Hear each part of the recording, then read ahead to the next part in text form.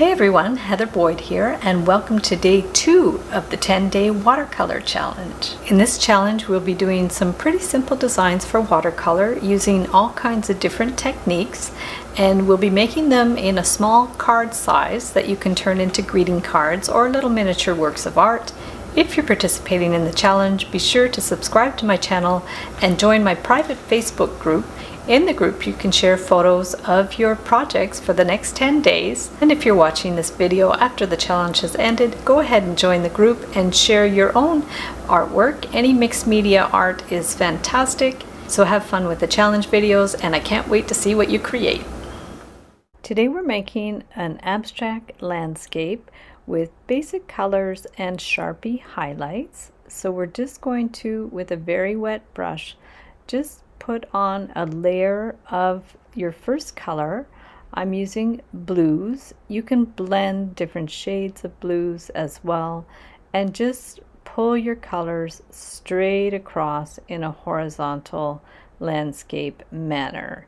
You can also mix slight tinges of other colors on there if you like, whatever you think looks nice. We just want to make a few layers of color. So now I'm going to go in with some green. You'll see I'm leaving a little bit of spaces of white in between each color, and we are going to highlight those with marker after, but just try to leave a little bit of white, not an even line, but a line that has varying thicknesses to it will make it look more interesting.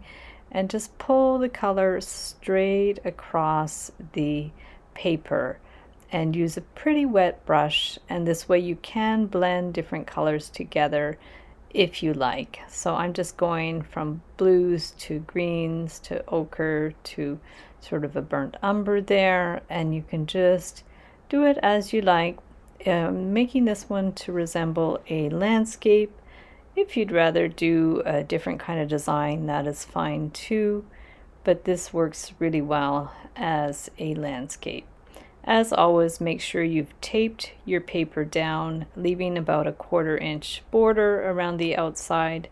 That way your paper is not going to stretch out of shape.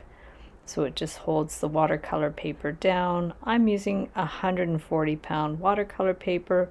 Once it's dry, you're just going to go in with a marker. This is a Sharpie, a fine tip Sharpie, and we're just going to define the outlines there, and keeping the width of the lines different as you go, so it just looks more interesting. And then I'm putting in little tiny dots with the Sharpie. Almost looks a bit like pointillism. When you want it to be more shadowy, put the dots closer together, and if you want it to look more light and open, put the dots more further apart. And you're just going to go in like this. If you don't have a Sharpie, you can always use another kind of marker or highlight it in any way that you like. It just gives a little bit of definition to the abstract painting. And go loosely with the lines. You don't want them to be too stiff, and as I said, you just want to vary the width of the lines as well. It looks like a rocky landscape in a way. Could look like ice caps, almost looks like waves, so it just makes it look very interesting with the contrast of the abstract painting with the fine tip Sharpie.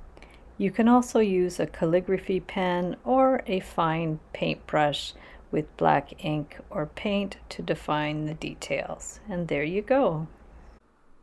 Be sure to subscribe to my channel for lots more art videos, and join the private Facebook group to share photos of your work from the challenges and your other artwork. Thanks for watching, and we'll see you the next time.